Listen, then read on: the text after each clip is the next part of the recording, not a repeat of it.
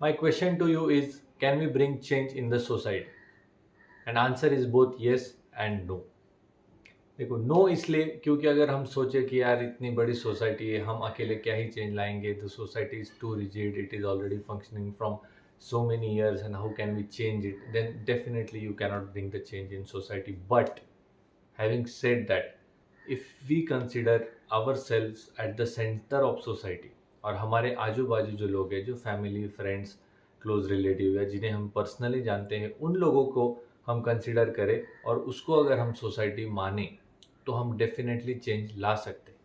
और ठीक है, मुझे पता है आप अभी सोच रहे होंगे कि मैं कौन से चेंज की बात कर रहा हूँ। तो मैं जिनके लिए जो इस चैनल पे नए हैं, जो मुझे नहीं जानते, उनके लिए मैं बताना चाहता हूँ कि I am Nirmal. I give 4 UPSC mains. I appeared in the interview once. I also gave 2 SSB at SSB Allahabad. But in सब के बाद मेरा जो फाइनल पीडीएफ होती है फाइनल रैंकर्स की, उसमें मेरा कभी भी नाम नहीं आया। और उस एक्सपीरियंस के बेसिस पे मैं ये पूछ रहा हूँ आपको कि क्या हम चेंज ला सकते हैं। तो चेंज कौन सा आप सोच रहे होगे, तो वो ये है कि मैंने एक्सपीरियंस किया मेरे इस जर्नी में, और आप में से बहुत से लोग मुझसे रिलेट करोगे कि मैंने मेहनत की, मैंने हार्डवर्क किया, पर रिकग्निशन या हम सेलिब्रेट सिर्फ उन्हीं को ही करते हैं जो फाइनली सिलेक्ट होते हैं या कुछ एग्ज़ाम क्लियर करते हैं। तो क्या जो नहीं होते उनका हार्डवर्क या उनकी ऑनेस्टी वो नहीं थी क्या? और विनर लूज़र या सक्सेस फेलियर या पास और जो फेल हुआ, उसमें क्या ज़्यादा डिफरेंस है? आपको भी पता होगा कि 1 रन से कोई मैच हार जाता है या 1-2 मार्क्स से हम कोई एग्ज़ाम डिस्क्वालीफाई कर जाते हैं, तो that doesn't make us failure.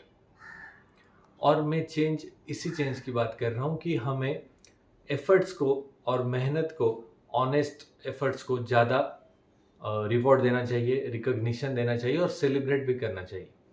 क्योंकि इस चक्कर में क्या हो रहा है कि हम सक्सेस और फेलियर आराम से डिफरेंशिएट कर देते हैं।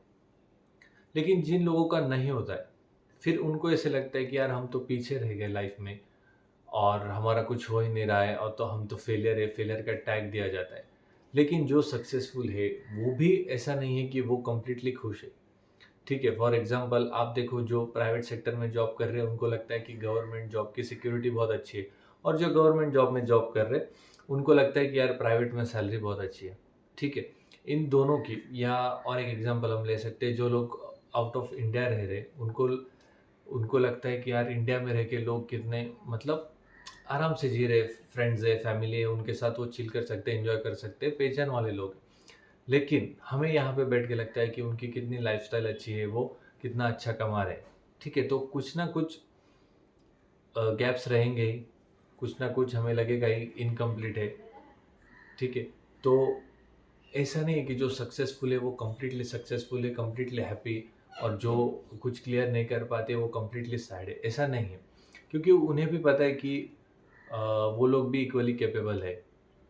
So the point I want to make here is that it's time we recognize, we celebrate, we reward honest efforts, kindness, love. ऐसी चीज़ें हमने ज़्यादा सेलिब्रेट करनी चाहिए रादर देन मटेरियलिस्टिक गोल्स, जो जैसे कि पैसे, पैकेज, प्रॉपर्टी, ये सब चीज़ें। और इसका मतलब ये नहीं है कि कुछ एम नहीं करना चाहिए या गोल चेज नहीं करने चाहिए।